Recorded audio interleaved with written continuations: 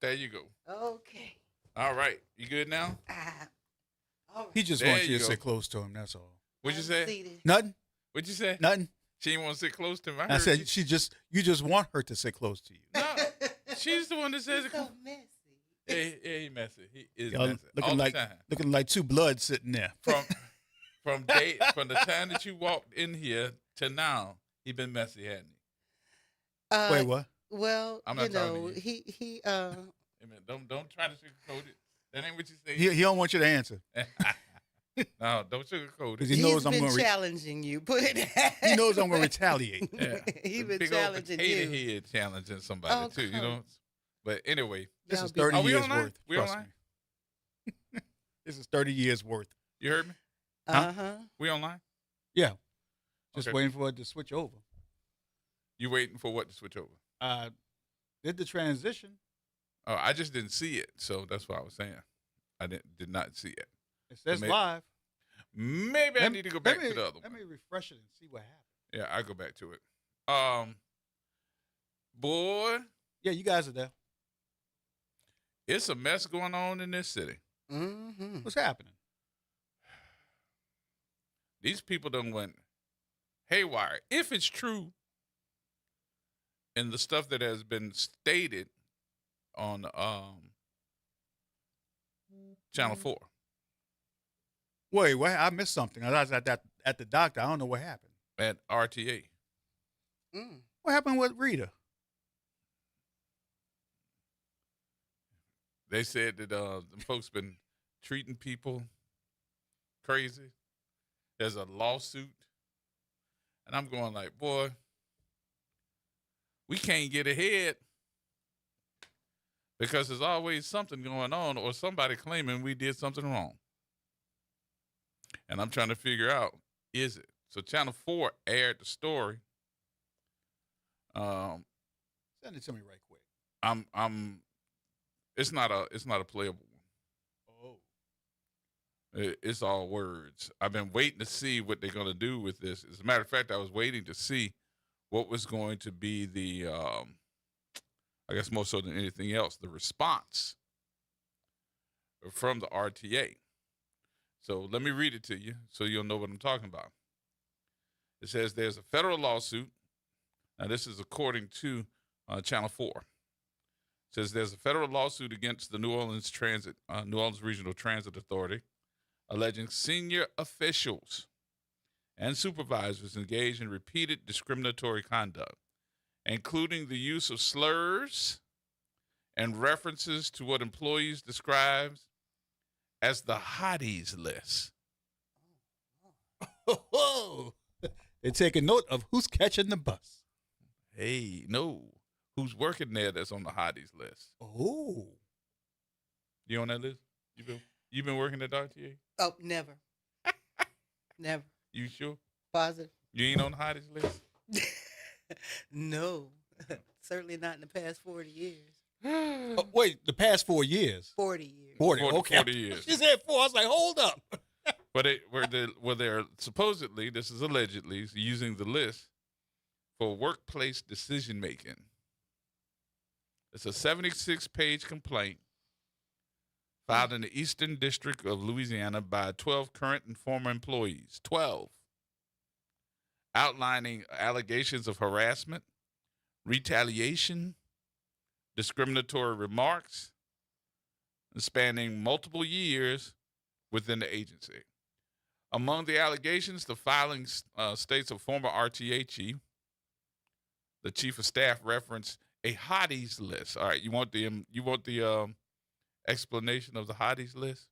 I can't wait to hear it. What? Wait, come to your mic. We can barely hear you. Come to your I can't wait to hear it. The hotties list. Yeah, what are the What does it take to make the what hotties is list? what are the stipulations? I don't know, but it sounds like you want to be on it. I want to hear what's on it. You want to be on the hotties list? No. No, Donna would kill me. You wouldn't make it no. And I'm not for but getting saying. killed. You what? I'm not for getting killed. Like for getting killed. KILT. K-I-L-T. Killed. All right. The complaint alleges that one of the staffers, and they kind of made a mistake in reporting this because if they're trying to keep everything I guess, hush hush about, if it's man or woman. If you read the complaint, it says alleges that she directed staff to prioritize attractive and culturally ambiguous employees for promotional photographs. Culturally ambiguous. Yes. Okay. I know what that means, but it's What does that mean? it's- Culturally ambiguous. Because it means if I tell it it, I'm going to means sound ignorant. it means having no discernible culture. Okay? Culturally ambiguous. Ambiguous means it's not clear, like you can't tell what the culture is.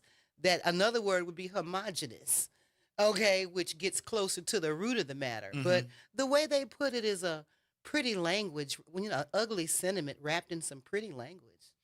A lawsuit that is here right now alleges repeated use of homophobic slurs by an RTA supervisor. And that was toward a subordinate, including alleged use of the F word, according to statements cited in the filings.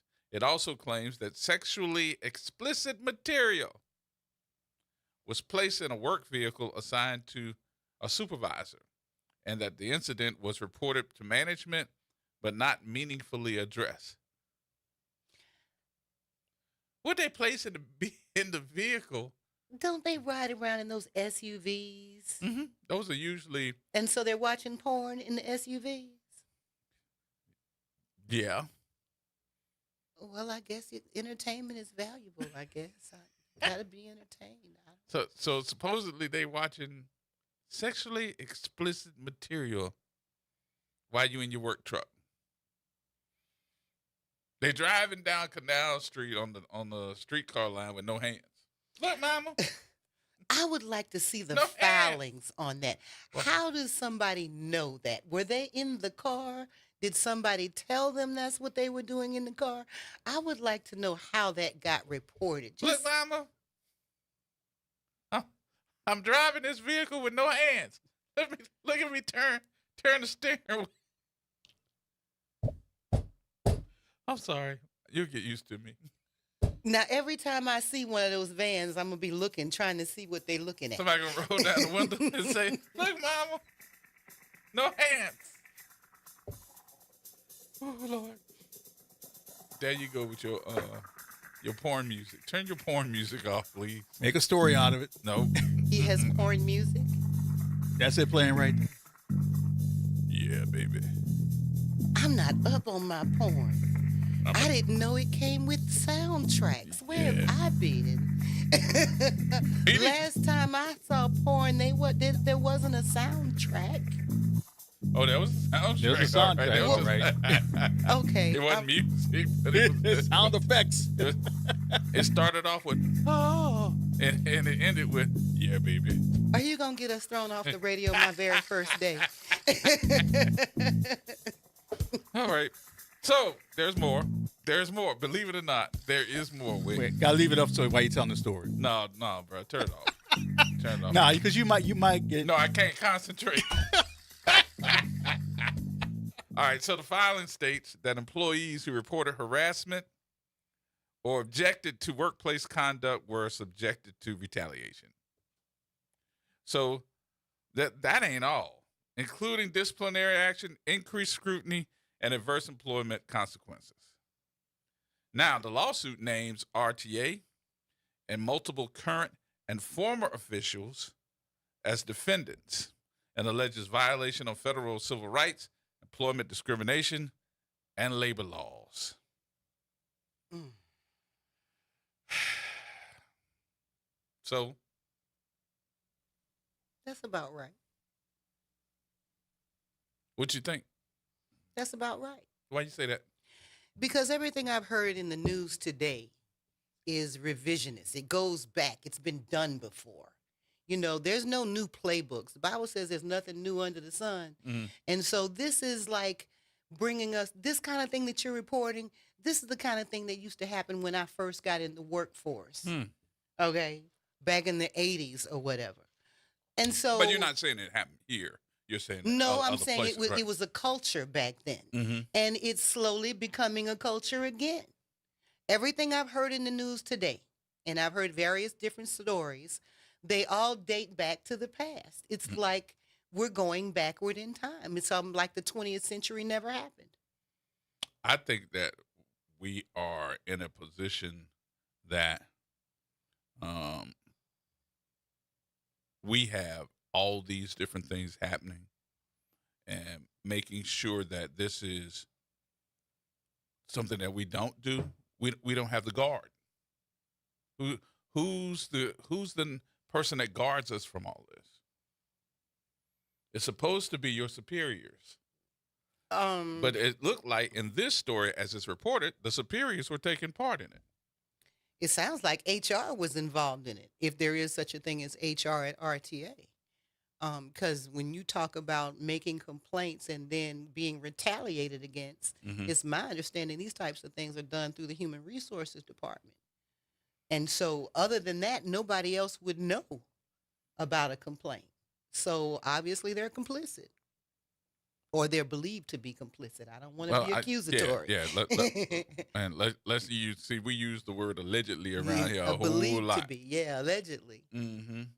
But if this is the case, because I've had several different conversations with Miss Lorna and other folks from the organization, are these folks still there? Were they fired? That may not the folks that's coming back and saying, "Hey, this happened," but the folks that did it, if they did it allegedly. Well, the suit alleges current and past. Right. So they're covering all the bases. The suit is alleging that people who worked there in the past, specifically, as well as current administration. So that sounds kind of like a blanket to me. Like all of y'all. All y'all got to go. All y'all guilty. All y'all are being accused. All y'all. They're saying it's a culture. How do you handle it? In the courts. But let's say That's your only recourse in this situation is the courts. But Ms. Price, how about if we say you got to handle it? Not in the court. What's your first action? In the 21st century, I don't know that you have such a thing as personal recourse when it comes to something like this. No, not personal recourse. I mean, you're actually the person that they're going to put this in your lap and say, fix this for the organization. Oh, fire everybody. Fire everybody. Really? And bring some suit against them. Pass the buck. If I were in that position, the first thing I'm going to do is review everybody. All of y'all are investigation now because the whole pot's tainted. Okay. Everybody's now on probationary status. Okay. Until we can clear you. Because what people need, whether it's going to be corrective or not, is action. Results are never guaranteed, but Right. people like to feel like there's some kind of action. Somebody's doing something. And these things take so long. A year or two in court. Well, you have up to a year to file. And then what you get is the report that comes out that we get in the news. And then we never hear what was the outcome because they settle. And part of that settlement is NDA, non-disclosure agreement. Mm-hmm. You can't tell what happened. Mm-hmm. And we're not admitting Mm-hmm. to guilt Mm-hmm. or wrongdoing. Mm-hmm. And we sitting back going, what the hell happened? That's the way it works. Oh, well. All right, we got to take our first break. Our guest today, whoop, whoop, she got to get warmed up, y'all. She got to get warmed up. We're going to make sure that she get in it in a minute, y'all. Miss Price, you ready? Can you call me Sherilyn? Is it easier to say Miss Price than to say Sherilyn? That's all respect. Okay. Whatever you're Miss comfortable Sherilyn with. Price is going to be here Whatever till you're 6 o'clock with us, yeah? Yeah, because our mamas would have knocked us out Yep. if we didn't show that respect. That's all it is. It is respect. Yeah, but I'm not sure that I'm old enough to be the one of y'all's mother. And that used to be the rule when I was growing up. Go to break, because I see it on your face. Just go to break, please. Go to break. We're going to have one. It was coming out, too. You know me too well. More next, y'all. Everybody hold tight.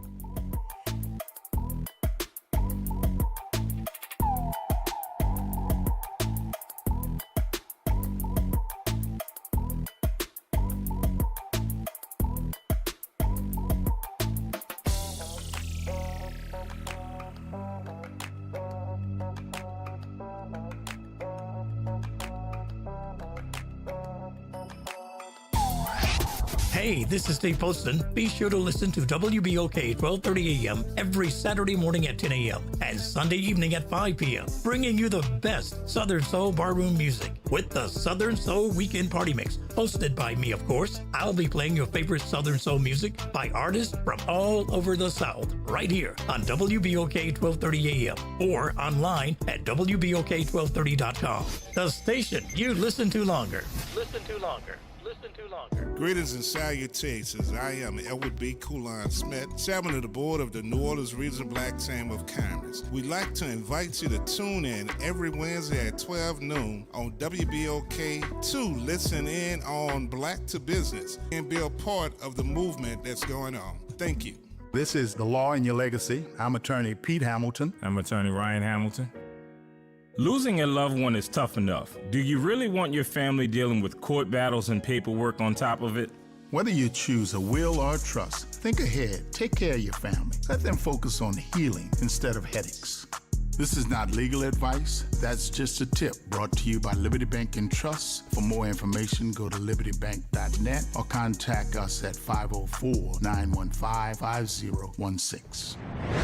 Making a difference in the community. WBOK 1230 AM. Here we go. The reality check on WBOK 1230 AM. All right, folks, welcome back. Welcome back. Gerard Stevens with you. Miss Sherilyn Price in co-hosting with me today. Both of us on the hotties list today because we got on red. You on the hotties list. My husband's dying laughing. I know he hears this. He's dying laughing. Both of us are on the hotties list today. What's your husband's name? Charles. Mr. Charles. Might won't come sit outside with your piece. With your peacemaker. Somebody gonna be peeping through the window in a minute. There she is. That's hilarious. Look, let me ask you. Your Secretary of War. Oh Lord. He basically sat in front of all of those military folks and said, "Here go a prayer for you," and made it up. And it was actually used in Pulp Fiction. I just think that this feud between Trump and the Pope and his little henchmen that are getting involved are really doing a disservice to their own religion or their own faith. What you thinking? I'm thinking that's Trump trying to change the subject from the Epstein files. That's what I think that is. Yep. Okay, Trump wants to do anything he can to keep us from talking about the Epstein files, which are being redacted and released a little bit every day. Did you see him stand in front of all these folks and say, "Let's say a prayer"? I saw it in a side-by-side. I saw it on social media this morning where there is a Secretary of War giving his version, and on the other side is Samuel L. Jackson giving his version as spoken in Pulp Fiction. This is disturbing on so many levels. That, first of all, that's my husband's boss. My husband works for the Department of the Navy. And he's often, when he has his Kangol on backwards, he's often mistaken for Samuel L. Jackson. Does he cuss like him? No. Okay. No, and my husband's a New Yorker, so it's interesting to hear him when he's cursing anyway. I get ready to say, if he from New York, he know how to curse. That's a good one for all the New Yorkers out there. Well, I think they might have trained it out of him. He was in the Navy for 20 years. He's a submariner. He was on a submarine. He's retired from the Navy. Oh yeah, he know how to cuss. And it doesn't go over. It sounds funny. We all laugh at him because he speaks so, northern. And then when he says it, it's not really an insult. It's more of a, did you really say it? Oh, wow. Yeah, there's a Samuel L. Jackson story. When we first moved to Slidell, it was Ruby Tuesdays used to be open. And back then, my husband smoked an electronic cigarette. Okay. It looked like a real cigarette, but it wasn't.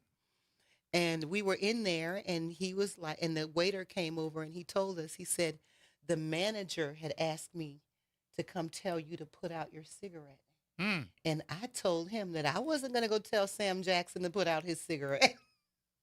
Oh, he really thought he was Samuel He Jackson. really thought that Sam Jackson has time to be in Ruby Tuesdays in Slidell. Yeah, it was.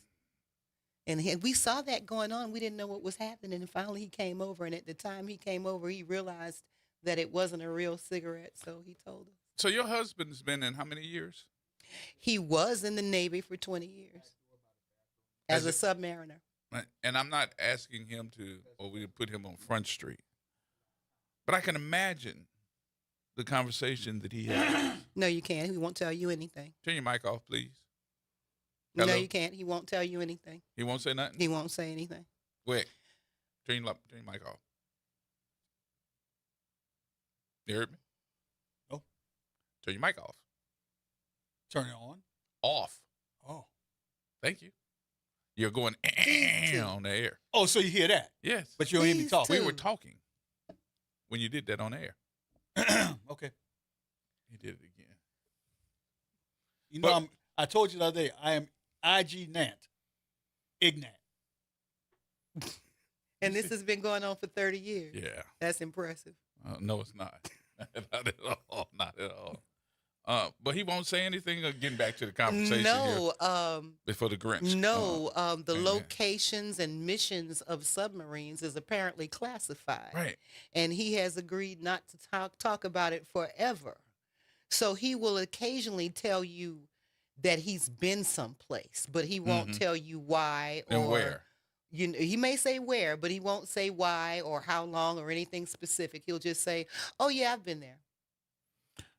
So, leadership as a military man, is he looking around going, what in the world? No. Can he repeat that prayer we saw? I'm sure he can. No, he works. He now works with the Department of the Navy, and so he knows things that he can't talk about. So I don't want to get him in trouble. we're not going to, because first of all, he doesn't tell me. No. There's more security clearance in my house than there is in the White House. Yes, indeed. Every so often, we get a stack of papers so thick that we have to sign front and back. If you lie, you can go to jail. It says so at the bottom of every page. You know, something that the current administration had never been able to do was pass up. And so, you know, we're scrutinized. They pull our credit. They talk to our siblings, parents, all this kind of thing. And so he has concerns, and he'll tell me from time to time what his concerns are, but he won't be specific about anything. I mean, that's a good man. But I just imagine that, and I sent you that prayer, Wick, if you could pull it up. One of the things that I look at too is the fact that you brought all of these folks that were military and brought them over to sit down and hear you talk about their lifestyle of eating or being able to do the physical nature or whatever it is. Not what they've handled in the years that they've been in the military, but you had them all in dress uniform, sitting in a place, and you're standing on stage berating them. That to me was just, Well, you got to consider the source. how stupid is this? This is a person, if you're talking about, you know, the commander, this is a person who's never served. This is a person who is on record having dodged the draft for 5 times. Right. Claiming bone spurs or some such. So you don't expect him to be able to respect the uniform. He's never worn the uniform. He doesn't understand what it means to serve, far as I can tell, in any capacity. Let's take a listen to this prayer. You ready?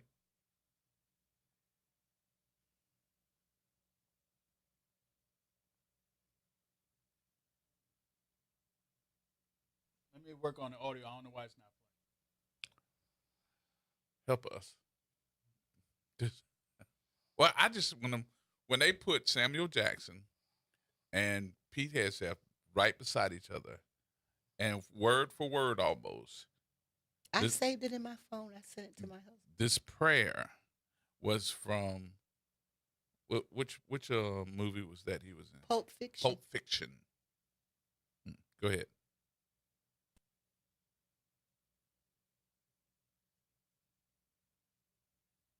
I really don't know what's going on. I have it on and it's playing, but it's not coming through.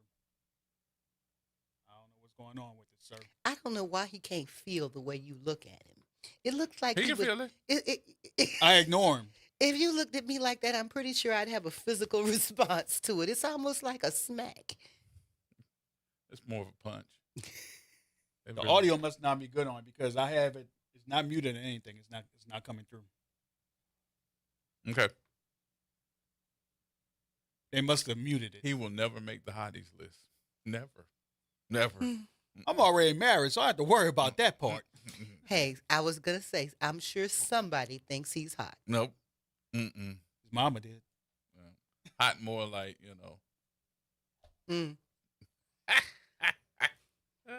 That's about it. So I'll search the internet for it. I'm asking in the interim, and I'm not trying to put your husband on blast, but I wonder if we asked all the military folks, whether they're current, whether they're retired, how they really feel about our military right now. Not the fact that we don't have the greatest military in the world, but the leadership of that. They can't be pleased. I mean, when you put your life at risk for the flag, and then you hear the dialogue that we're hearing, I can only imagine how they feel. Because this got to be, this has to be bothering them of who they serve. And I heard some ladies on television, and then I heard them talk about there was a conversation between several different high-powered military folks, and they were saying that they were concerned about the decisions that we are getting in these wars, concerned about where we are as a country. It's almost like we don't even have any allies anymore. We should all be concerned, deeply concerned. I don't know if regular people who don't follow the news understand how concerned we should be. Right. We're in a place we've never been militarily. We're weaker now as a nation than we have ever been in the history of our nation. Mm-hmm. Because now we don't, for all intents and purposes, have any allies. We've alienated our allies with tariffs and economical warfare. Mm-hmm. And now we've instigated this engagement, which by all intents and purposes is an illegal war. There was no real justification for this. And okay, and so now, when are we getting out? Well, there is no out. Right.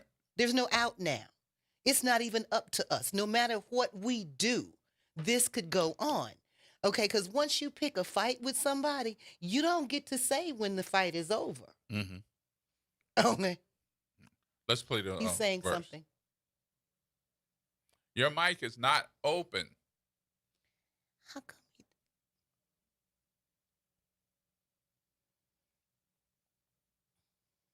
You just play the verse. Play the verse. They call it Caesar 25:17, which I think is meant to reflect Ezekiel 25:17. So the prayer is Caesar 25:17, and it reads, and pray with me, please. The path of the downed aviator is beset on all sides by the iniquities of the selfish and the tyranny of evil men. Ezekiel 25:17. The path of the righteous man is beset on all sides by the iniquities of the selfish and the tyranny of evil men. Blessed is he who, in the name of camaraderie and duty, shepherd the lost through the valley of darkness, for he is truly his brother's keeper and the finder of lost children. Blessed is he who, in the name of charity and goodwill, shepherds the weak through the valley of darkness, for he is truly his brother's keeper and the finder of lost children. And I will strike down upon thee with great vengeance and furious anger those who attempt to capture and destroy my brother. And you will know my call sign is Sandy 1 when I lay my vengeance upon thee. And amen. And I will strike down upon thee with great vengeance and furious anger those who attempt to poison and destroy my brothers. And you will know my name is the Lord when I lay my vengeance upon thee. How do you take anything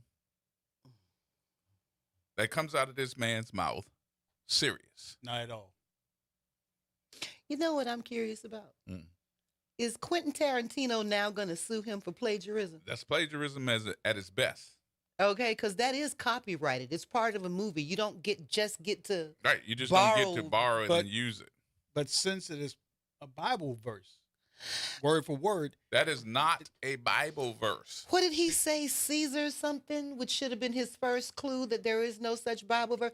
And then he said aviator. Right. We had aviators in biblical times. Aviator. I thought that was the actual Bible verse. You did not. I mean, I don't read the Bible. I read Revelations and I quit because it scared the daylights out of me. Do we need to go back and look when airplanes were invented?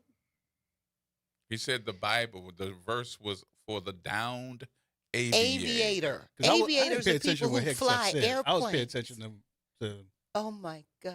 To Jackson. Don't tell nobody else you don't read the Bible. Hey, that much taking is a Bible clear. study on. That much is clear. When you get back from vacation, we go to Bible study. No. Yeah. You go to Bible study. I'm thinking about Bible study. In church. I'm available for prop lessons. I can. I'm qualified to do that. You need it. I have taught in time past. Because you know what you sound like? I wonder what the Quran says. You sound like a downed aviator. Aviator. You sounded like a downed aviator. How embarrassing is this for our nation? And how many this people? This story is circulating all over social media. And all over the world saw it and heard it. You know what this reminded me of? I know exactly what it reminds you of. It reminds me of Trump going to Liberty University. Okay, I was mistaken. What you going to say? I was going to think about the time when the First Lady plagiarized Michelle Obama's whole She did that speech. too. Yep, she did that too. And with a straight face in front of people. And she thought nobody would notice. And then Trump goes to Liberty University, I think that was in Virginia, and is the commencement exercise speaker. And he's trying to quote 2 Corinthians. And goes to 2 Corinthians. 2 Corinthians. I was like, said are nobody y'all kidding? never. And then you could hear the roar of the graduates. They say 2 Corinthians. So the least number of people that probably followed the Bible would understand 2 Corinthians. And he said 2 Corinthians. So nobody told him, corrected him, went over his speech. I don't think that's a thing. I don't think anybody knows what he's going to say until he says it. He doesn't strike me as the type that likes to be proofread.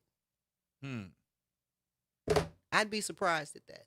Well, I don't know. This is becoming such a joke to the remainder of the world. It's becoming, I think, a circus, and everybody's shaking their head. But I think, though, but let me tell you this part. I really do think that he has the right one now to try to talk about faith and about the history of Jesus, because he's gotten into that conversation now with the Pope. And the Pope getting ready to lay him out. I don't think that this is the same type of Pope that he's used to. Well, that's our Pope. And, color tends to rise to the top from time to time. You can't smother it forever. Nope. It come out you. It'll come out you. If you've got some, it'll come out. I'm interested to see how that plays out. But here's the thing that's not funny. This is the least time when we can afford this. As I started to say, we are weaker now in the world than we have ever been. Mm-hmm. We have no allies. Our enemies know this. We have a reduced military. We started stepping down our military force in the 90s. We started reducing force. We started closing bases. You know, we're not China. I'm not concerned about Russia. Russia has its hands full with Ukraine. My personal, I'm not even talking about my husband. My personal concern is North Korea. Because Kim Jong-un started practicing shooting missiles to this continent during Trump's first term. Mm-hmm. And I have heard nothing from him since this Iran conflict began, except to say that North Korea supports Iran. But he wasn't definitive about what that looks like. China has said that if anybody, I think they said Israel, but I understood it to include us because we're apparently working with Israel, that if anybody nukes Iran, they're going to nuke them. This is a potentially nuclear war here. This was some stuff that should not have happened. Iran was not a threat. No. Iran has never been a threat. Iran, and you can go back to the Bible. What's the name? Wait. You can go back to the Bible when Iran was called Persia. They have never colonized another nation.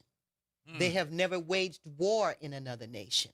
They're one of the oldest civilizations outside of the African continent. Mm-hmm. So, if there's a study, and why would you go to war? Well, you know what? Somebody said something I thought was really interesting. I think that was Stephen Colbert.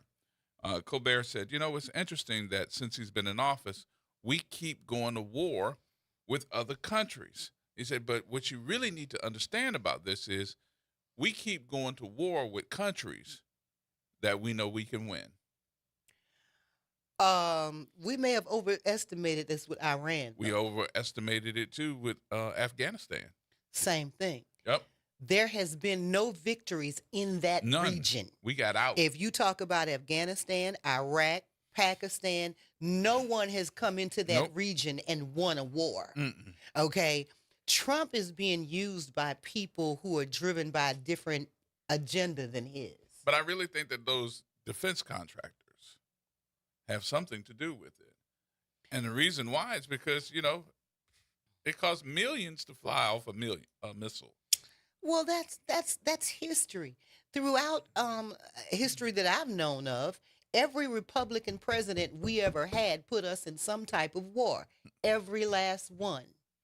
Okay? Whether it's Daddy Bush, Reagan, George W. Bush, they will come up with a reason to wage war. Because understand, we didn't have deficit spending until St. Ronnie Reagan came along.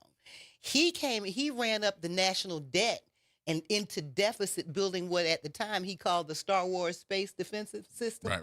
They now call it the International Space System. George Lucas sued him and said they couldn't call it Star Wars. He owned that. Okay, and he started this deficit spending. Mm-hmm. He was the last president to have 3 terms. Okay, and a lot of what you're looking at today can be traced back to the Reagan era, the privatization of prisons, for example. Wait a minute, who had 3 terms? Reagan. Reagan had 3 terms? I thought sure. I think Reagan only had 2. No, You thought- you I only thought get he 2 had 2. terms. Huh? I thought he You had only 3. get 2 terms as president. He only had 2? Yeah. I thought he was the last Yeah. one to have 3. No, you never. No president. My gets mistake. 3. No, He no, did no. so much in those 2 terms, it felt like 3 because we're still feeling the effects. So you're right when you say the defense contractors because there's a lobby. There's a war machine. The people who build helicopters and war instruments. Mm-hmm. You know, war is big business, which is why every Republican president has put us in a war. Every Republican president, thank you, has put us in a recession or an inflationary situation. They've all ruined the country. It's what we have here in Louisiana. All right, let's take a break. We'll take a break here. You want to talk to Ms. Price? 504-582-9422. More coming up on the first weekend of French Quarter Fest. More coming up, y'all. Hey, call.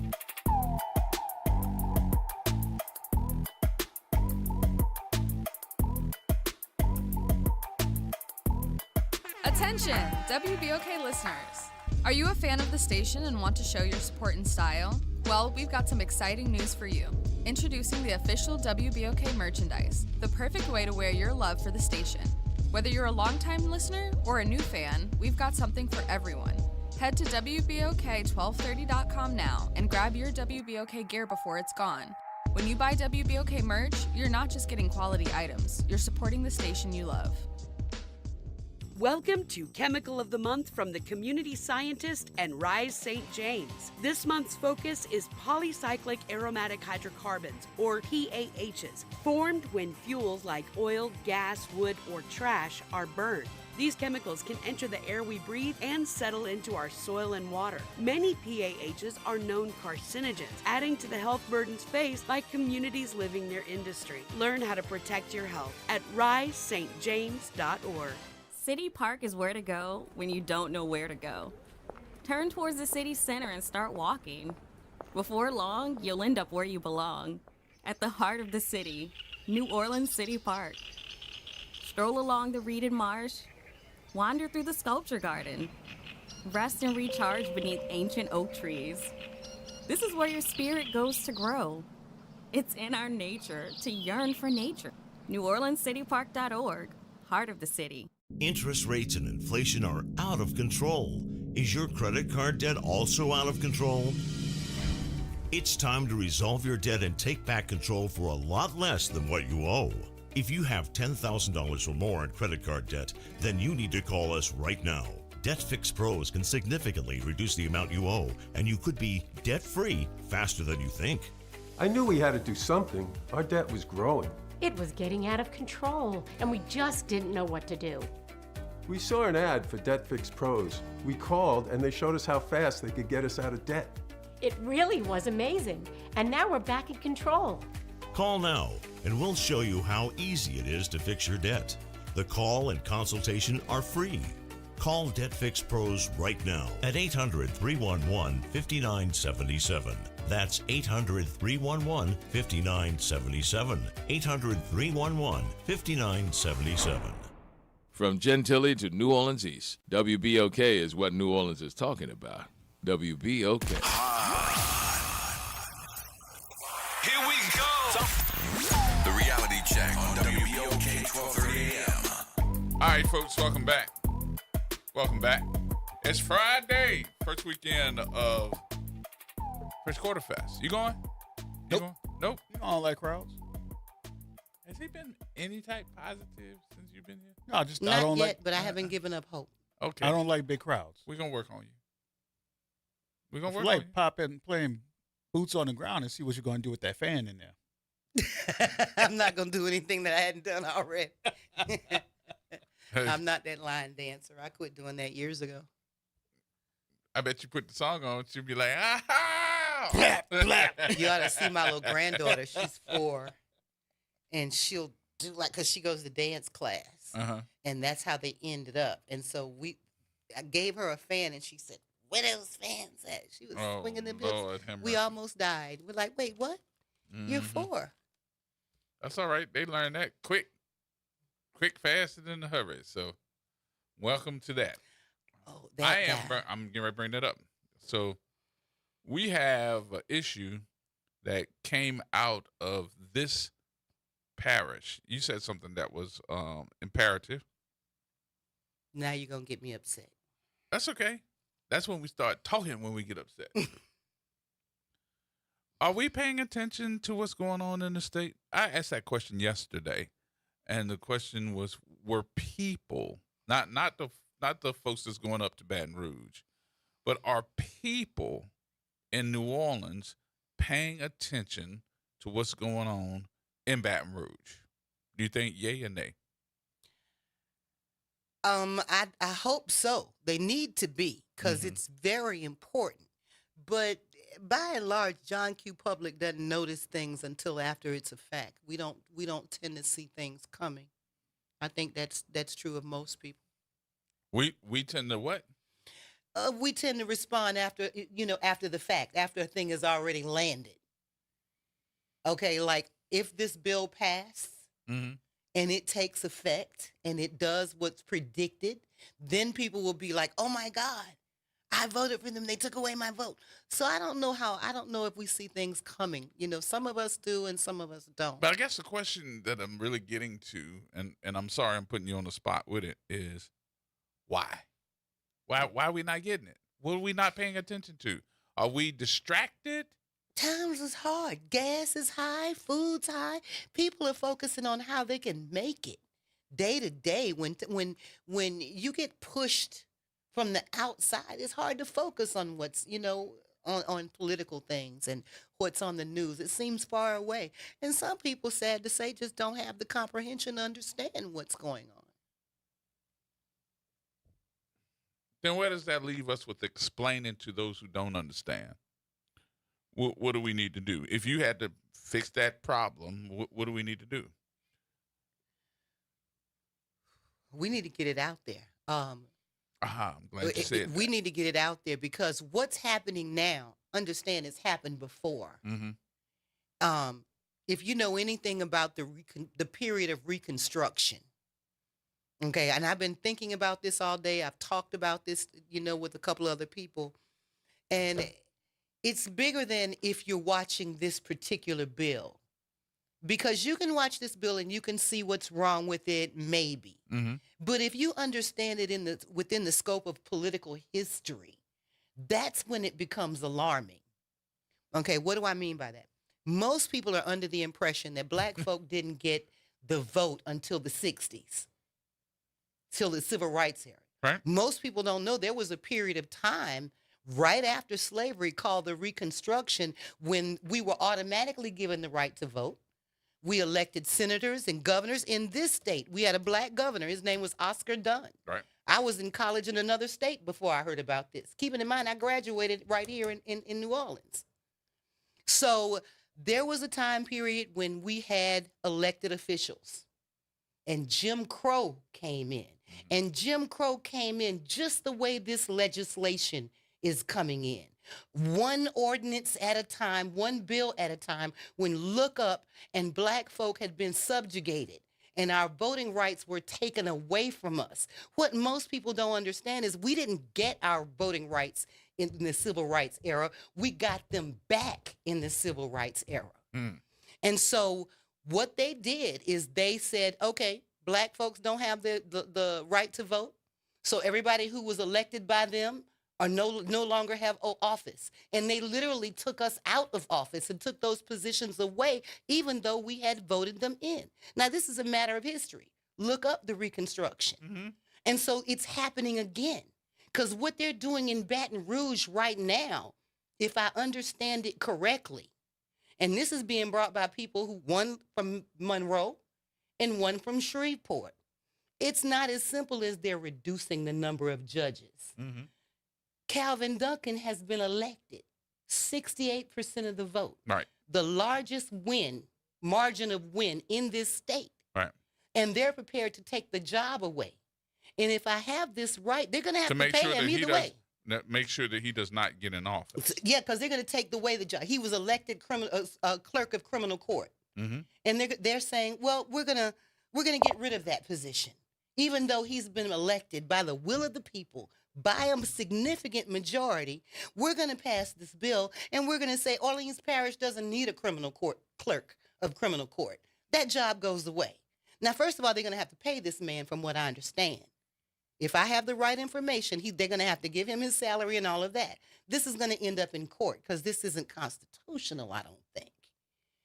But the people what's gotten me so upset is I watched the representatives who were charged with defending this bill. It ain't care. And they didn't make the slightest attempt to explain it, Nope. defend it. Nope. In the face of facts, they just simply said, well, this man from Monroe, and forgive me for not knowing his name, he was asked by Representative Duplessis. You're talking about Jay Morris. That was him. Mm-hmm. Did you consult anybody in New Orleans? Nope. No. Did you talk to any judges? Nope. No. Did you talk to anybody that could do the work? Nope. Did you do any research? Nope. Was a study conducted? Nope. They just arbitrarily decided. They said, well, New Orleans has more, Jefferson Parish has more judges than New Orleans, or some. whatever they're saying makes no sense because Jefferson Parish, granted, is the largest parish in the state. It is not more populous than Orleans Parish. Just because you're the largest geographically, geographically right. you're the largest. And so if they're allowed to, because all of this is Reconstructionism. This is the beginnings of what happened before. Mm-hmm. Start with, okay, if y'all elect somebody, and hidden in this language somewhere, and it's some debate about it, but I understand it this way. Even if a person is elected, under this new legislation, they can be sued in the courts and be removed from their job. Well, not only that, I mean, even if you're elected with this new legislation, I actually can remove folks that are like in office, just like the district attorney, judges, and probably some others too that he feels, meaning that the governor feels, that aren't doing their job. See, this is disenfranchisement. Mm-hmm. They're disenfranchising the voters of New Orleans. They're basically saying, or Orleans Parish, they're basically saying, no matter who you vote for, if we don't like them, we put in a mechanism where we can take them away. Yeah. All right, y'all, we got to take a break. We'll take a break here. We'll come back. Have some more conversation with you in just a few minutes. Everybody hold tight.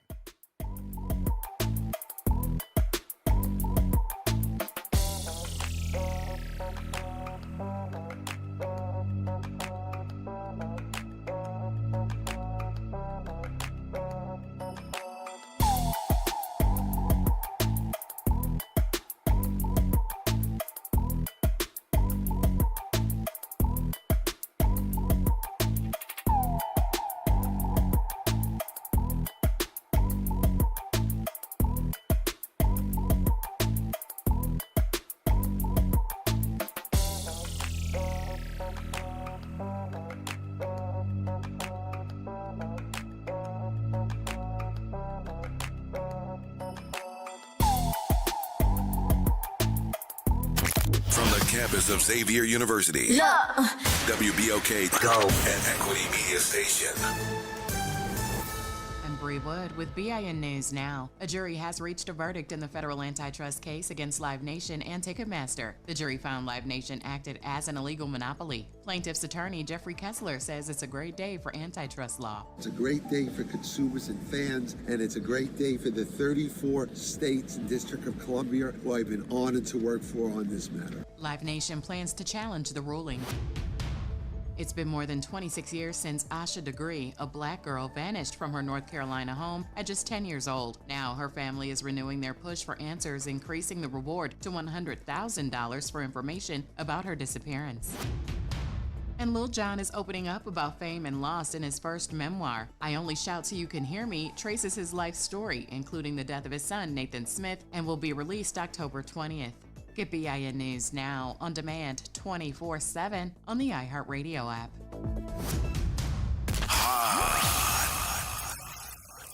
Here we go. The reality check on WBOK 1230 AM. All right, folks, welcome back. Friday afternoon, beginning of the weekend. After 5 o'clock, you are off. Please drive with care on your way to wherever you're going, especially if you're going out there in the heat. to I guess the French Quarter Festival. Yeah, it's happening now. My guest today, Sherilyn Price, is back with us to have some conversation, giving us her insight. It's always good to have you here. Thank you for coming back too. Thank you for having me. Let's take some folks here because I know that they're hanging on. Galloway. Whoa, happy Friday, brother Gerod. What's going on with you? Oh, man, if I call it, I'll spoil it. How you doing, Ms. Price? Hi. All right, then. Hey, y'all, great conversation, great topics y'all discussing, but I got to get this off my chest when it comes to Pete Hegseth. For folks don't understand, Pete Hegseth, and no disrespect to anybody in the National Guard, Pete Hegseth was a National Guard. Coast Guard. So, in the Army, when they had the National Guard, that dude was only made it a rank of 04. He never controlled a battalion. Even when he was deployed, they didn't let him control a platoon or a company. You see what I'm saying? Mm-hmm. This dude was one of the most unqualified personnel that Donald Trump could have ever picked. before President Biden was sworn in, Pete Hegseth was kicked off the detail by his own unit because of his extremist views and them extremist tattoos. So how this guy got to be Secretary of Defense, who knows? But what you don't want to do in that region is try to even think of coming up with a holy war or saying we Christ soldiers of anything. See, when you have incompetent people in leadership, you realize you're surrounded by nothing but Arab countries. I don't care if you think they're the United States ally or not. If you say holy war or you say we Christ soldiers, this and that, you're going to have everybody from Afghanistan, Pakistan, Saudi Arabia, Iraq, Iran, UAE, Qatar, Doha coming to fight you. So I believe Trump needs to go ahead and get rid of him along with other folks, but Pete Hegseth is extremely unqualified. Mm-hmm. The next thing that you was talking about, are people paying attention to what's happening in Baton Rouge? Gerard, you know this generation, 18 to about 35, 40, whatever, they get all their news off the phone. If you look at the leader of the city of Orleans, Helena Moreno, all she does is go live or post videos of a rosy picture of everything is perfect in New Orleans.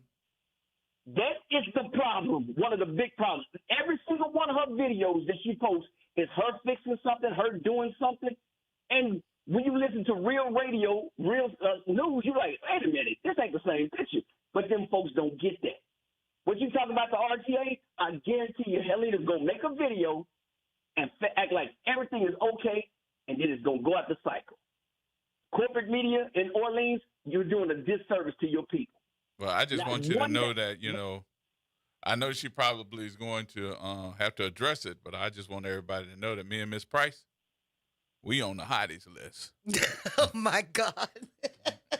we on the hotties list, bro. I'm sorry. Yeah, what kind of bounce music was y'all listening to right down the street? Oh, my God. Y'all started the both of us are on the hotties list. What I like to say... I guarantee you, I'm not on that nail list. If you sue me, you just gonna be practicing. I ain't got I water to cry with. I ain't got it. So let me put that disclaimer out there. Now I'm broke. Find somebody else to sue. Go sue y'all mayor for sitting around, running around, acting like everything perfect, man. But Gerard, man, y'all keep it up, man. You know what day it is. It's Friday. I got my lawn chair, my ice chest. I'm just waiting on the little robot to come down the street to deliver me my packages. Yes, indeed. It got to be a 40. It got to be a 40. I got 3 40s a day. Yes, indeed. Galloway, as a military personnel, are we becoming? Are we a joke? Yes. Yes. I'm glad you kept me on. I want to say this. In 2003, when I invaded Iraq, we had Donald Rumsfeld as the Secretary of Defense, John Bolton as Secretary of State, George Bush as the President. I said, you can't get no dumber than that. Oh, yes, you can. Donald Trump, Marco Rubio, and Pete Hegseth has topped them. Listen, you got to go back to the Spanish-American War since the last time the United States fought without allies. Or Vietnam, you can say Vietnam, but we had the French there first. But just going in there fighting somebody by ourselves, you got to go back to the Spanish-American War. You cannot sit there and treat your greatest allies, France and England, who has the same military capability as you do. You can't treat them like dirt. Iran, and I never thought I would say it. These folks are running circles around these people. Right. I'm telling you. These down pilots. I got to say this. When have we heard from any of these down pilots? When we do what? Say again. The down pilots, remember the pilot they say that climbed into the mountain 7,000 feet, and he was injured. Right. What's his name? They didn't release his name, I don't think. Did they release his name? They did none of that stuff. I'm not aware of their names being released. Listen, what that was, those folks went over there looking for some uranium. I'm going to give you a real life scenario. You know how many people it took to kill Osama bin Laden? 23 people, 2 helicopters. To find one down pilot stuck in the mountains. These folks had C-130s, Black Hawk helicopters, Right. A-10 Warhawk, all this stuff to get one down pilot. And am I wrong in assuming too that at least the Warhawk, the Warthog, the A110s, aren't they titanium? In the Yes. am I wrong in saying that? How do you get through shooting through titanium? Gerard, because what they showing us on TV is a mirage. I keep telling people, do not believe those grimy 5 to 8 seconds videos. I said, these folks, you got to remember who their allies are. China and Russia. What are their main goal is? To defeat the United States. Don't forget they North know Korea. our armor capabilities. See what I'm saying? This was a whole just bad idea from start to finish. But see, Donald Trump thought that it was going to be, I'm going to get everybody on a board with me. Bruh, England pulled out of Iraq. France never went to Iraq with us. You had this coalition in Afghanistan, and then them folks started getting up out of there. They ain't got time for your silly mess. So not only have we become a joke, we become one of those militaries, come on over here and attack us. You're going to spend all your money. What we spending now? $1 billion a day? Yep. A day. You know what I'm saying? But there's no money for health what is Iran spent? Think about that. They ain't spending nothing. Yes, you attacking them, you bombing this and that. That's fine and dandy. They still got the Straits of Hormuz. They still got whatever uranium they have. So what do we got? Nothing but videos. And a couple of, and God rest their soul, a couple of dead servicemen.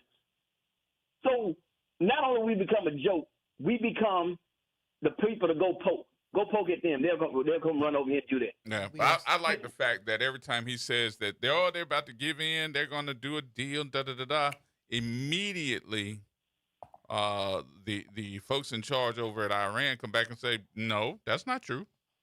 No, they playing this man. I don't know if y'all watched the videos. Every time Trump released a video, I was about to say. Iran released the Lego video. Yeah. They got missiles on there talking about from Malcolm X and Tupac Shakur and everybody else. I said, I don't know who's rapping, but they got some serious rappers. They putting out some amazing videos. Yeah. And they're trolling Trump with that. And those Lego videos, they say they coming from Iran. They are. That's what he was just telling you. Yeah. What I would say to Mr. Galloway I read is, that Trump put a ban on those videos from YouTube. Those he Lego can't videos. do that though. You He can't. do that. He He's can so say that, thin-skinned. but he has no mechanism to enforce that. But if he has, he can try to put a ban on them, but we still getting them. Well, because this stuff comes out via satellite, and the media is gonna put it out regardless. Because we do have supposedly a free press. I agree with everything the caller had to say. I would only throw in a couple of little pieces. First of all, I have reason to think that our government is very concerned about sleeper cells in the wake of all of this. Yep. Because I am too. Because what was said when we attacked Iran and killed the supreme leader, his son is now the Ayatollah. And the first public statement I heard him make was, we will retaliate against America forever. Who heard that? The sleeper cells we have right here in the United States, because with one exception, every terrorist attack that we've had on American soil has come from people who were already here as citizens or welcome here legally. They're in hotels, restaurants, gas stations, convenience stores. These people are here. They're while everybody's focusing on deportation, we're not deporting people who would be a military threat. No. Okay, and then the supreme leader, if I have this right, not only is he the supreme leader of Iran, he is a supreme leader in the Muslim faith. I think they have two. Okay, I said A. I didn't say the. I would have to look that up. I'm not as versed in that. You have the supreme leader. And so when when you have, and see, we can't. So it is two. Yes. Yeah. So another thing. When it comes to defeating Iran, something I just recently heard, they have 31 separate militaries. And the supreme leader controls all of them, and he's not giving orders right now. He's said to be in the hospital. I don't know if that's true or not. but 31 militaries, and they have a humongous underground infrastructure. I think the militaries that you may be talking about are the militaries that are associated around Iran. Mm-hmm. Am I talking right, Galloway? You have the what is it? The IRGC. That's their main. They have their main force. Then you have like the Ayatollah. He has his own militia. You have it's probably 31 militias that you're talking about. You have so many different factions inside of that. Right. But the main just like Hamas. Iran's military, specifically the Islamic Revolutionary Guard, uses a mosaic deference doctrine dividing into 31 autonomous provincial commands to operate independently. Yeah. I mean, okay. But that's just like Hamas. Right. But here's the scary part. They have a large underground infrastructure. Yeah. That's why we see Israel doing the same thing again with trying to bomb everything, trying to tear up the underground infrastructure, everything that they have. But you know, at the end of the day. But Galloway, let me go. Let me get these other folks. We got a lot of folks holding on. Oh yeah, let's. All right, brother. All right, brother. Pop Jones. Hey, G-Man. What's going on? Miss Price. Hi. And Wick. What's up, Pops? 400 years of slavery. No disrespect to you all, but I don't think y'all lived through Jim Crow. I think y'all just know about it through history. Am I beg correct? to differ. That's not quite true. I was born in 1960, and I integrated a school. I was absolutely came through the Jim Crow era. Oh, I'm sorry. Excuse me, Miss Price. But it looks like they're trying to take our dreams.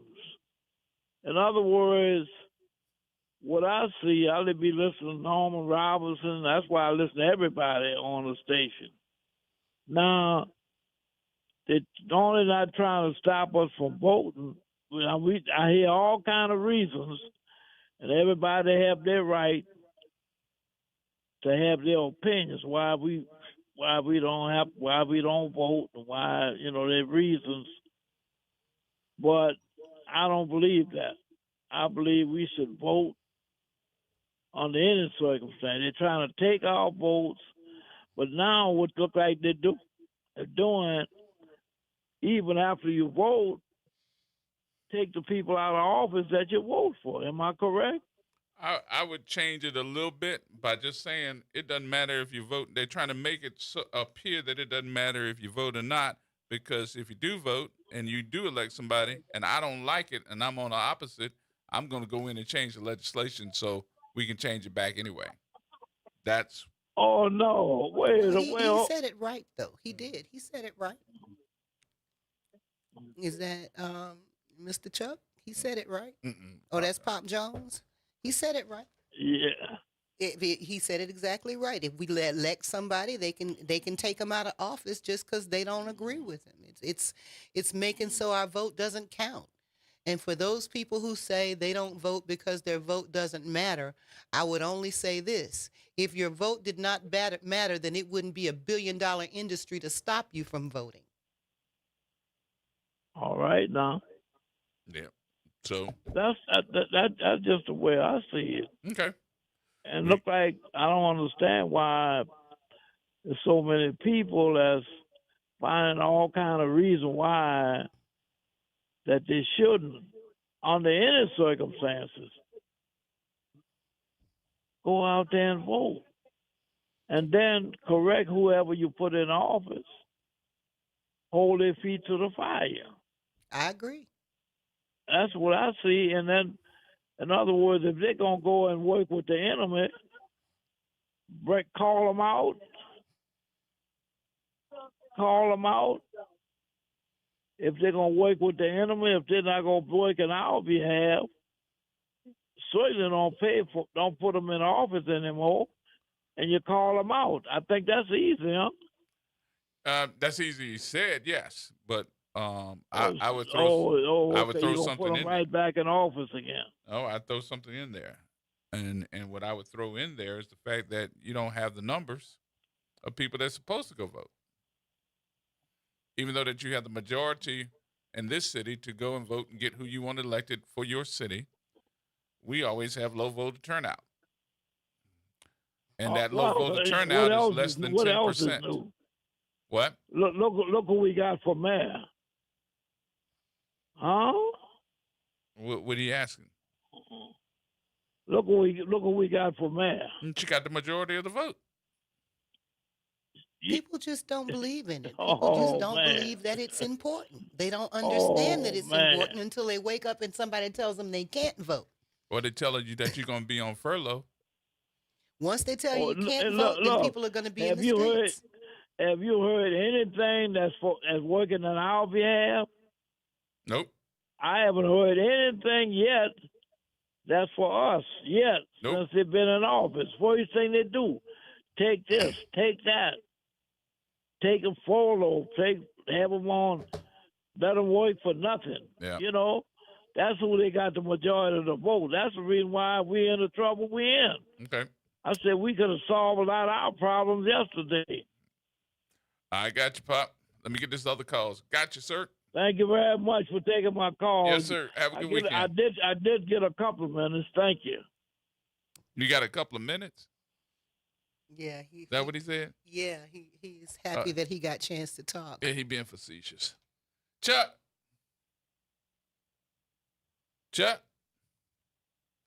I think we might have lost. We lost Chuck.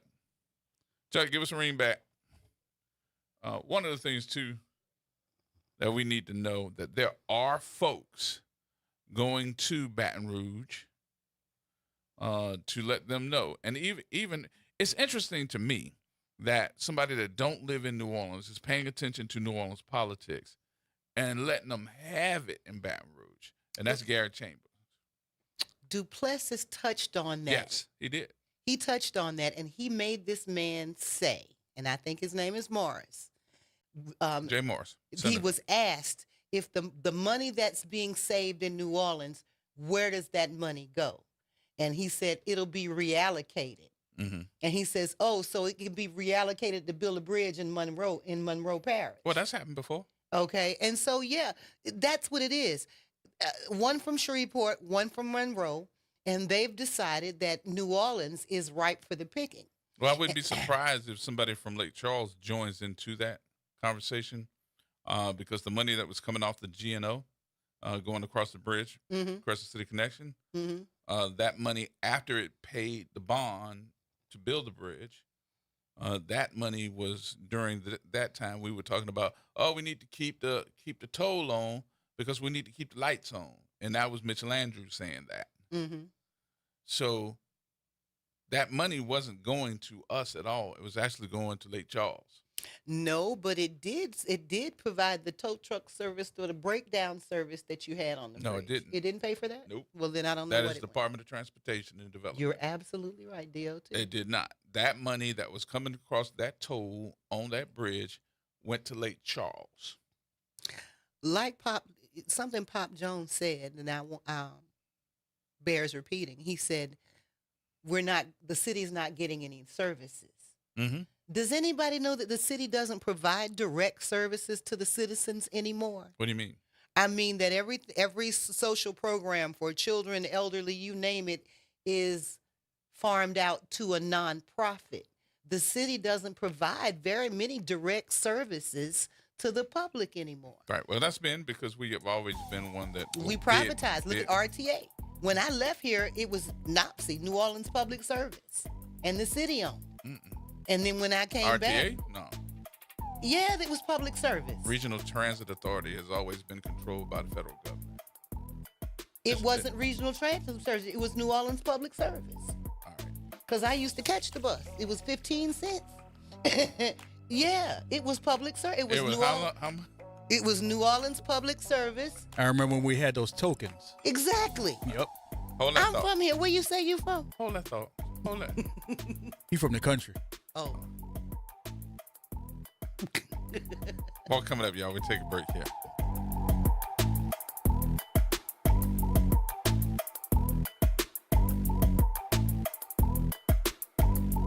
This is the Bloomberg Black Business Beat, brought to you by FidelityInvestments.com. McKissack & McKissack is the oldest minority-owned professional design and construction firm in the country. And Chair of the Board Cheryl McKissack Daniel wants to help share her family's story. She wrote a book titled The Black Family Who Built America, The McKissacks, 2 centuries of daring pioneers. And she says she wrote it in part to help retell the story of American history, which often doesn't include the contributions of Black Americans. Now, the name of our book is The Black Family Who Built America, but of course we didn't build all the buildings in America, but Black people had largely a big hand in building a lot of the structures in America, and we're like the hidden figures. And it makes sense. I mean, you know, history and books follow money, power, and authorship, not necessarily labor. McKissack was recently named the next chair of the New York Building Congress. I'm Bloomberg's Justin Milliner on the Black Business Beat.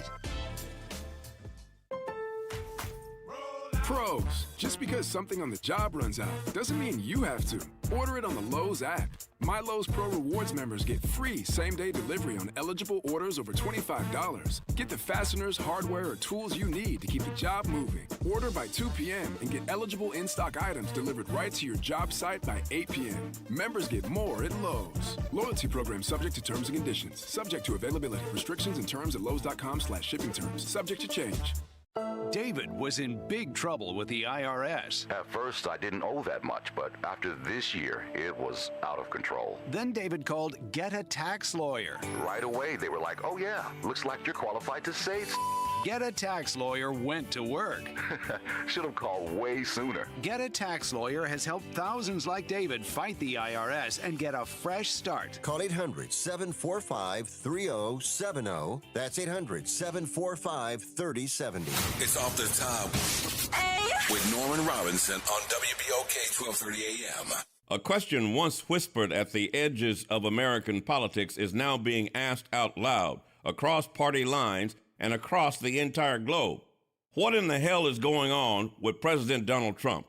In recent days, Trump's rhetoric has taken a bizarre, more volatile and dark turn. His comments about Iran have been described by critics as not only provocative, but dangerous. Language that raises the temperature in an already combustible part of the world where he is creating chaos with an outright war on the Middle East. At the same time, a disturbing and deeply unusual public feud has erupted between the president and Pope Leo XIV. After the leader of the Catholic Church warned against what he calls a delusion of omnipotence, the president responded with a personal attack on the Pope. This is not normal diplomacy. It is something entirely different. And the concern is no longer confined to the president's political opponents. Quietly, and sometimes not so quietly, members of the president's own party have begun to signal discomfort, even alarm. And when allies start choosing their words carefully, it often speaks louder than critics ever could. Moreover, there are the optics. President Trump posting surreal images of himself cast in religious garb in a scene symbolizing an act of healing, seeming to emulate Jesus Christ. Now, let me be absolutely clear.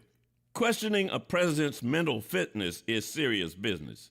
It should never be done lightly or weaponized for political gain. But neither can this be ignored when patterns emerge, when rhetoric escalates to the extreme, when judgment appears strained, when behavior invites not just criticism, but real concern.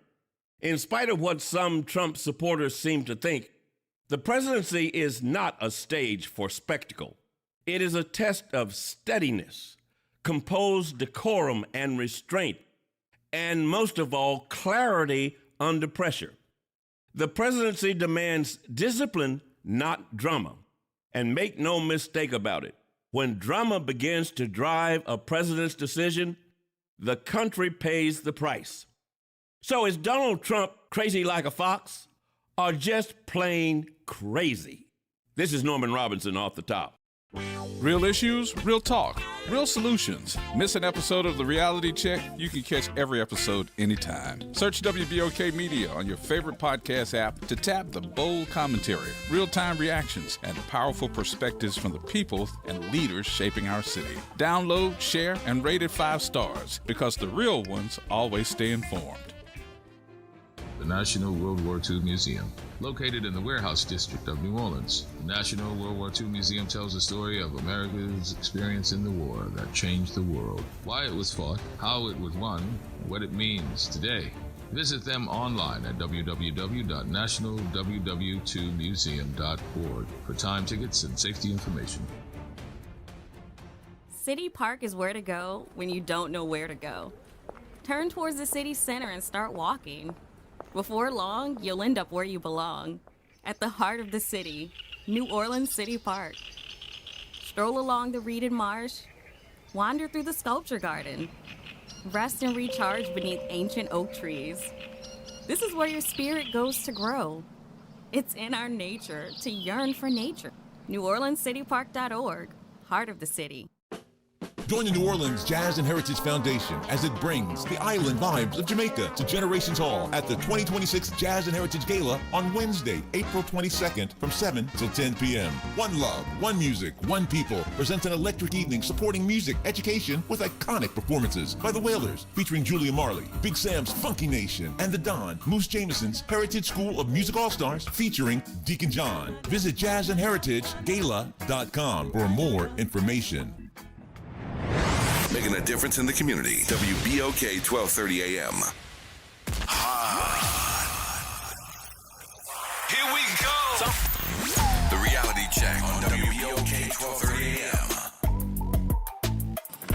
Mr. Chambers, you want to give your name and your organization? Gary Chambers, representing myself. I know how the political process works, so I know that most of what we say at this microphone doesn't mean much to you all as representatives. You've got a vote to make in order to do what you feel you need to do for the governor and your politics. But your state ranks number 50 in the nation because you continue to do these things. We rank number 50 in the economy, number 50 in crime. You can shake your head, Representative. Number 46 in education, number 44 in health care, number 48 in infrastructure, number 49 in natural environment. But you got time to take away clerks of court seats. Your priorities are jacked up, and your state continues to lose as a result. But you're proud.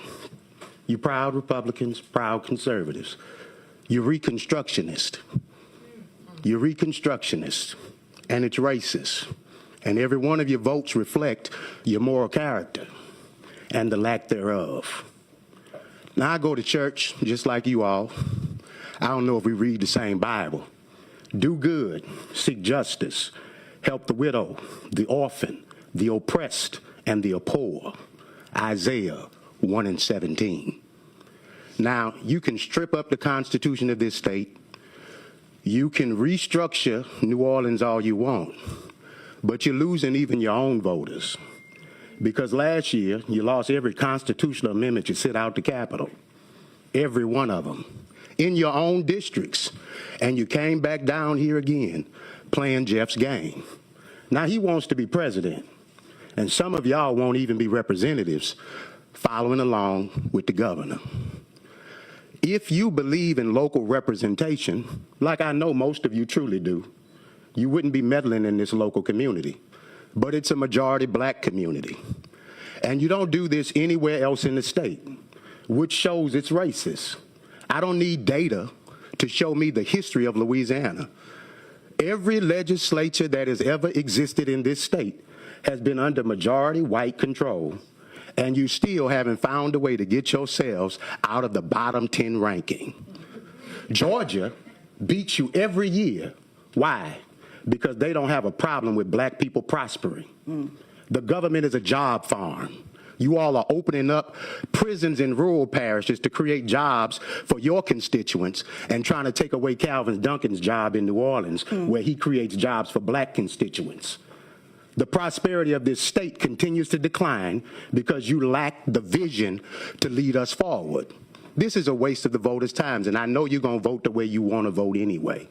But I wanted to look you in your faces and tell you this is weak, self-serving, and cowardice, and you're reconstructionists, and history will remember you.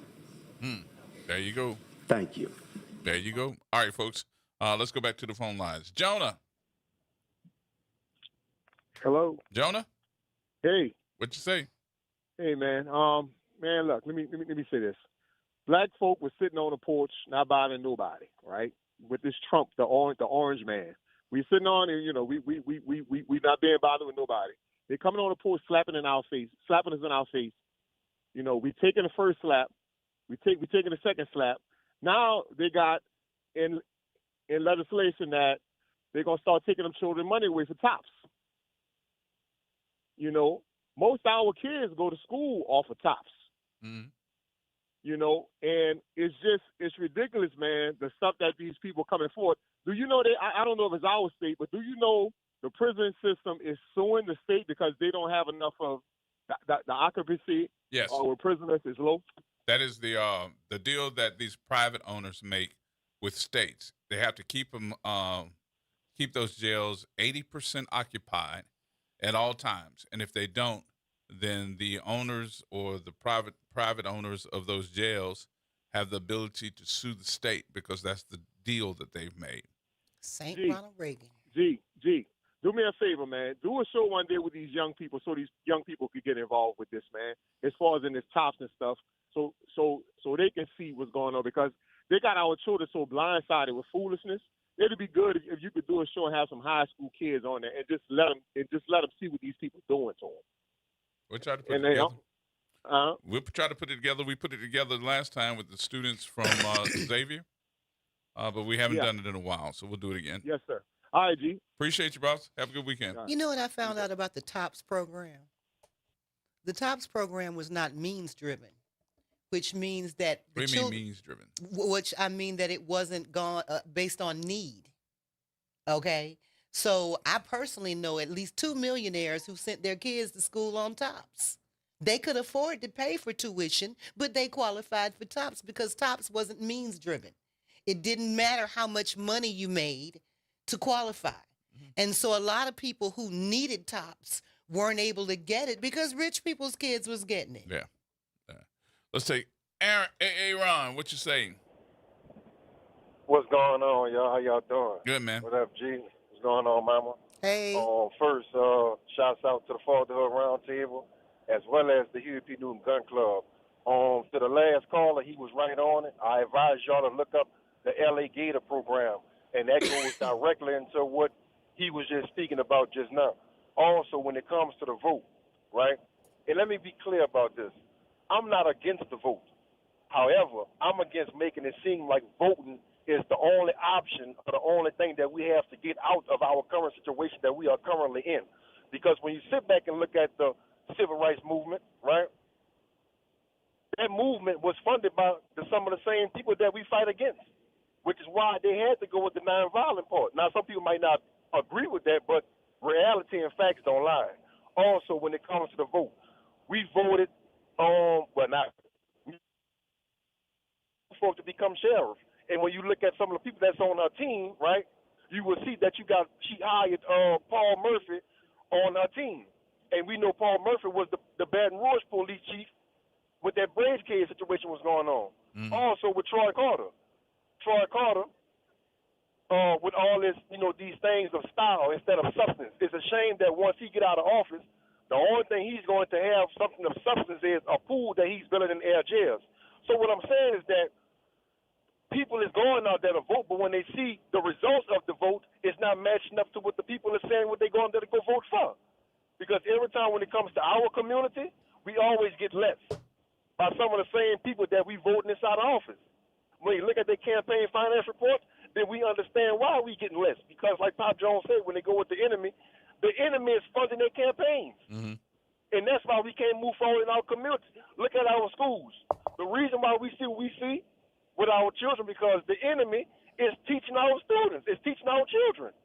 We don't own no banks, no grocery stores, no schools, and no hospitals. Everything that we need, We got to go outside of our community to do. And that part right there is our fault because we continue to sit back and wait for somebody else to come inside our community and do for us what God and the ancestors has already put inside of us to do for ourselves. So we got to do better and stop waiting for somebody with the magic potion or the magic answer or the magic solution. All right. Straight up. We get too comfortable. We had Obama in office and we felt like we made it. We got to do better. All right, y'all. Peace. All right, Iran. Thank you, brother. All right. Chuck. Good evening, you three. Yeah, I'm just chiming in what you all were just talking about. Good evening, Ms. Price. I really miss your son. I love his humorous videos. I learned a lot about the history down there. My reason was I'm from Monroe, Louisiana, and it's really, you know, happened. That person you all were just talking about from Monroe, he represents that other part of Washita Parish and in that area, in like West Monroe, Calhoun, all that area, and you know, Lincoln Parish, in Lincoln. That's where Graham and Ruston, all those, and he has Alexandria and Grant. Those are the two that's in central Louisiana. Grant and, you know, Rapides is Alexandria, you know, Colfax is in Grant, and it's that's what he should be concentrating on instead of focusing on Orleans Parish. And it's an insult. You know, I'm from right here in Monroe, Louisiana, where I am now. And I said, the stuff that he's doing down there and what Gary Chambers was talking about, no, he would not have done it here. We have a white mayor here named Oliver Ellis. They call him called Friday Ellis. I know him quite well, and he wouldn't come and do that with Friday Ellis, or across the river have a white female mayor named Stacy Mitchell at West Monroe, Louisiana. He would not have done that with them, but he had to go down. He had to go and pick with you all each time. You know, you're a majority black city, and that's. I'm just looking at it. It's kind of like what's going on. It's kind of like Star Wars. Think about the Emperor, how this Anakin Skywalker became Darth Vader, and going against the Jedi's from the dark side. And that's how Trump and Hexet and all them are operating that same manner. I didn't even go far into it. Well, you're not wrong. An empire is an empire. Thank you so much for your comments, Chuck. All right, I really Chuck. appreciate that. All right. Always great conversing with you. And nice meeting you. As you leave out, may the force be with you. Thank you so We'll talk much. to I you, Chuck. appreciate that, Chuck. All right, one more here. Big man. How you doing, G? What's going on with you? I'm all right. How you doing, Miss Price? Good. How are you? I called to tell you that Miss Price is absolutely right. The New Orleans Public Service ran the bus company and the power company back in the day, before RTA. Okay. You had said no RTA ran it. I know what I said. He just wanted to back me up. He just back you up, okay. But he wanted to stopped. back That's me all he called me for. That's all I call you for. He just wanted you to Because know that I was right. You don't think I looked it up? Thank you, sir. All right, y'all have a good day. You too. Now have a good week here. Yeah, you're right. All right, bro. Be good. We're at a pivotal moment. You know what I think is the only thing that's going to stop them from doing this again? Is exactly what we talked about. Get the buses together. Yeah, it's Line time for a them up. march. Where's the NAACP? I know my neighbor used to be. He's on the phone with me. He's on the phone with me. He's on there with you? He's texting me. They listening. Yeah, it's time for a march because they don't care. They have the votes. But I don't think that we need to go to Baton Rouge. No, where we go? Monroe. That's interesting. Take the fight to their own time. 5 buses full of Negroes to Baton Rouge. I'll come. No, not to Baton Rouge. I'm sorry, to Monroe. Monroe. And let's have a march in Monroe. Let's do it. And when they wonder what the heck are we marching for, we tell them we coming up here because of your senator. And let him take the heat because you know they don't want to see us in the street. No, indeed. But you know that fella made a good point when he said they wouldn't do that anyplace else. Mm-hmm. But here's the thing. Here's what I think. There's a movement, and Gary Chambers has said, not Sherilyn, Gary Chambers has said that this is a movement led by Jeff Landry. He has a chosen few people that he's sending to wage this war. And apparently they're from Shreveport and Monroe or wherever they're from. But it's not that it concerns their district. They're doing this because they're trying to consolidate power. Gary Chambers also made a good point when he said none of the legislations that they brought forth has made anything better for the citizens of Louisiana. What they're trying to do is consolidate the power. They want to get rid of the Democrats entirely. When did it happen? All of a sudden I get a card in the mail that says I'm no longer an independent. I'm now no party. They just did that with very little conversation. Mm-hmm. They just decided that you couldn't be an independent anymore. They're going to call you no party, and they're going to send you out new cards. So for these people who, first of all, I would love to know what that caller thinks. What is better than voting? If he thinks there's something better we can do to change than voting, I'd like to know what it is. How can we change leadership without voting? How, you know what I mean? I understand. I think it was Ron. Mm-hmm. I understood his frustration with the voting process, but it's not the process. It's who you're voting for. What I have noticed in New Orleans is that there's a group of people who've been running forever, and they've been in office forever, and we just keep voting for the same people. Mm. So I don't think the solution lies in changing the voting process. I think the solution lies in who we run for office. Okay, we need to get away from the old guard. I think that's part of it. And then the other part of it is I got to say that they got to really stop taking campaign finance reports seriously. You got to start taking them seriously and start looking at them to see who's supporting you, supporting these folks. And then the other part of it you really got to stop doing is bashing. The political games and bashing now. I'm going to talk about you like, you were just a straight up dog.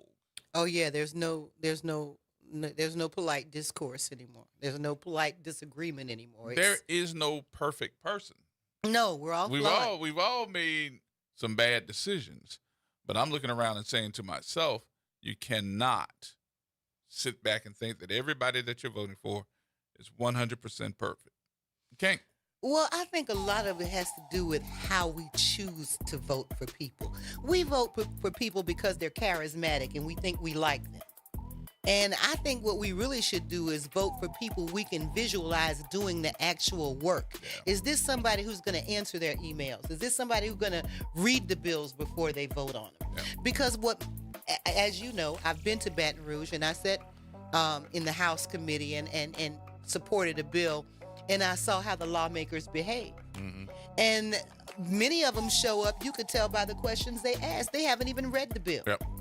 We got to take a break. We'll take the break here. Tebow, hold on. We coming back. More next.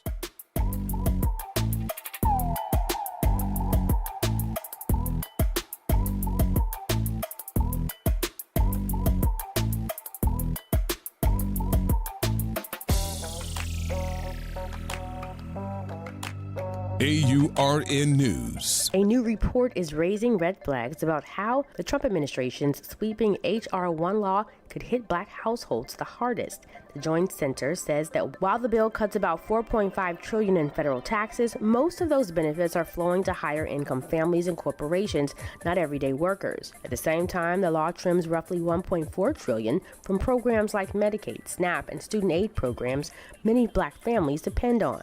There's also a gap in the tax relief itself. The child tax credit was bumped up slightly, but nearly half of black families, about 47%, still won't see the full benefit because of how it's structured. And with less federal support, states are expected to raise revenue through things like sales taxes, fees, and fines, costs that tend to hit lower income communities the hardest. The report takeaway is clear. Instead of closing the wealth gap, this policy could widen it, leaving black households paying more while getting less. For AURN News, I'm Ebony McMorris. Trying to grow your business or increase traffic to your location? We can help. WBOK 1230 AM has a number of solutions that will meet your individual needs. Give one of our consultants a call today at 504-582-9420 or email us at info@wbok1230.com. And remember, an investment with WBOK is an investment in our community. Call today.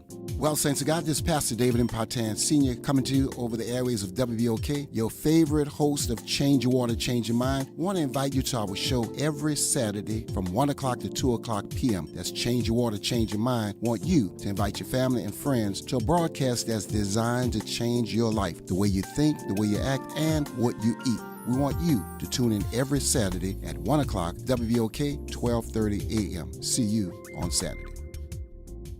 The Historic New Orleans Collection presents a new exhibition open through June 7th, 2026, The Trail They Blazed. Built collaboratively with people who participated in the local civil rights movement, The Trail They Blazed presents stories of social and racial justice straight from the people who lived them. Listen to leaders tell their stories of resistance and persistence in their own voices, recorded by the Historic New Orleans Collection. Plan your visit to 520 Royal Street in the French Quarter and reserve your free tickets at hnoc.org today. Transform your bathroom with the beautiful quality of Bath Planet. As a trusted leader in bathroom renovation, Bath Planet has earned the Good Housekeeping Seal, a symbol of quality and consumer confidence for over 100 years. Get half off installation or 18 months with no interest and no payments. Whether it's tub replacement, a shower replacement, or a tub-to-shower conversion, Bath Planet makes your custom bath fast, easy, and affordable. Here's how it works. 1. Call to schedule your free, no-obligation consultation. 2. Our design experts come to you with real samples to customize your dream bath. 3. Our certified installers complete the transformation in as little as 1 day. And right now, for a limited time, you can upgrade your bathroom for 50% off installation or choose 18 months with no interest and no payments. But you need to call now. This special offer is only available by calling 800-981-8177. That's 800-981-8177. Call 800-981-8177 right now before the offer ends. Get in on the conversation at 504-582-9422. Here we go. The Reality Check on WBOK 1230 AM.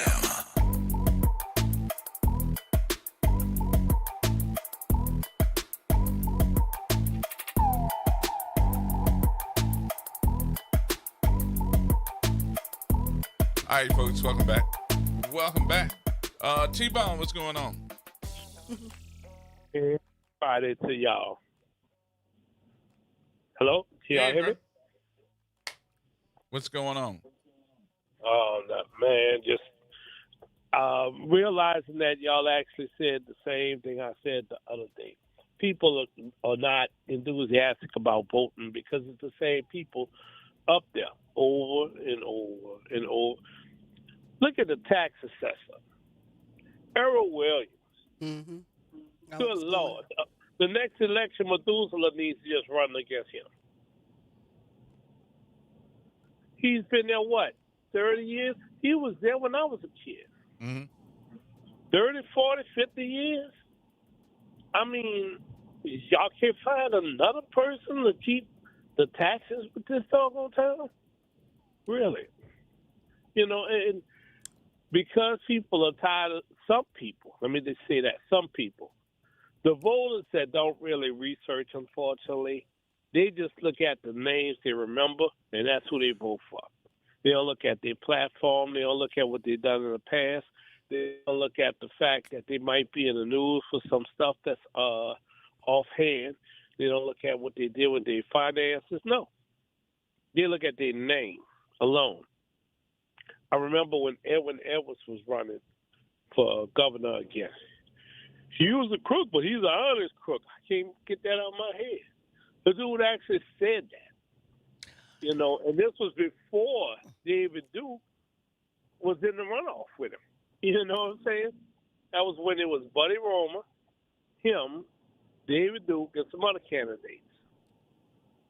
And the city overwhelmingly voted for Edwin Edwards. The state voted for Edwin Edwards because they didn't want the stain of David Duke. Had nothing to do with what he would do once he got back to the governor's seat. Ooh. And that's been the problem with our politics. And look at Helena Moreno. You're not going to get me to believe that Helena Moreno's platform got her into the mayor's seat. She didn't have a platform. Exactly. She's talked about the East. What has she done for the East lately? She Bobby didn't have a Hemmitt likes to platform use because she that. knew she didn't need She one. likes to use that. Huh? She didn't have a platform because she knew she didn't need one. Well, why y'all think she didn't have a platform? Let's define She had a platform. Because platform, I but didn't guess hear her what? say specifically anything. I did. You did? And let me tell you why. I'm not being combative with you. I just want Okay. you to know. Specifically, in part of her platform, she said, "Oh, y'all tired of the potholes?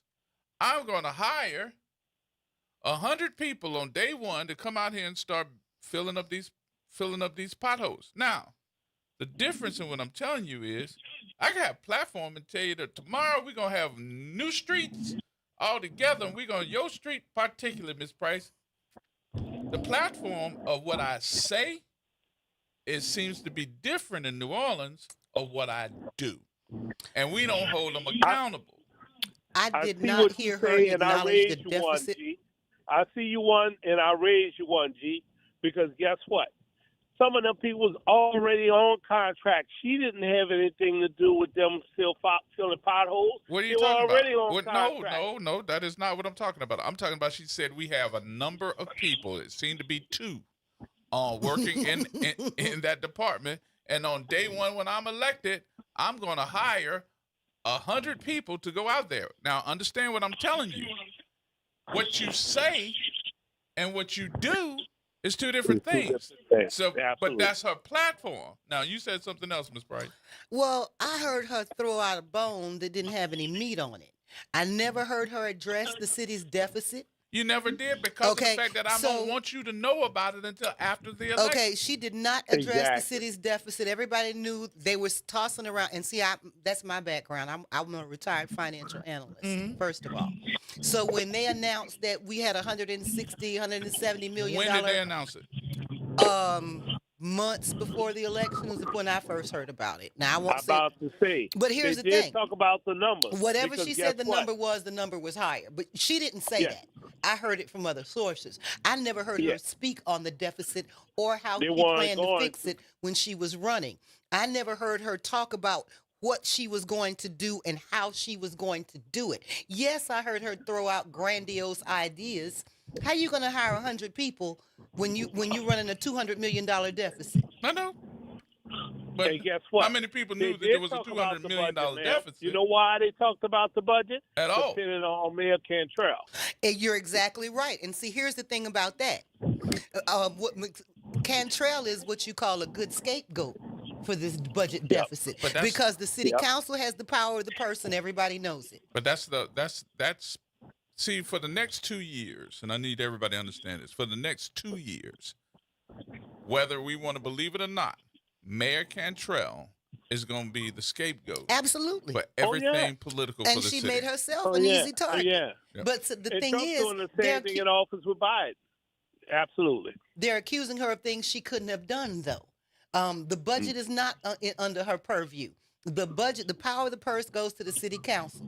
The city council has to approve contracts, this, that, and the other thing. And she's supposed to account to them for her budget.